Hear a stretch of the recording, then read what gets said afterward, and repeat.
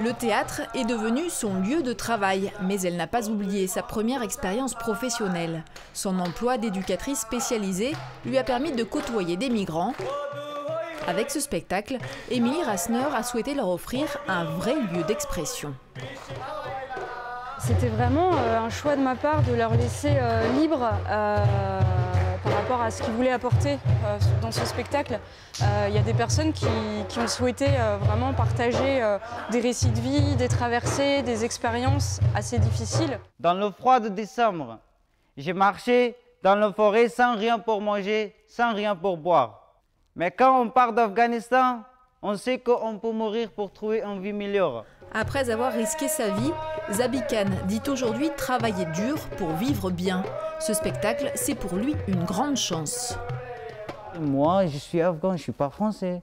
Mais moi, je parle comme un français. Moi, je comprends avec un autre français. Parce que grâce à ce spectacle, on a appris dedans, on a donné le temps.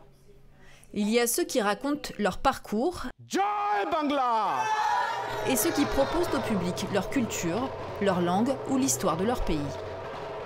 C'est une vraie expérience de mélanger tous les mondes, en fait.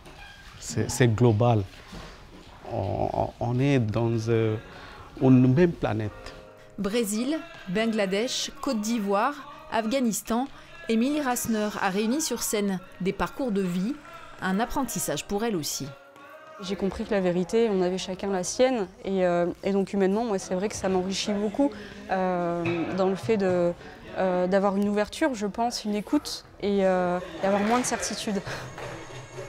Voyage au cœur de ceux qui traversent les frontières, c'est une expérience de liberté.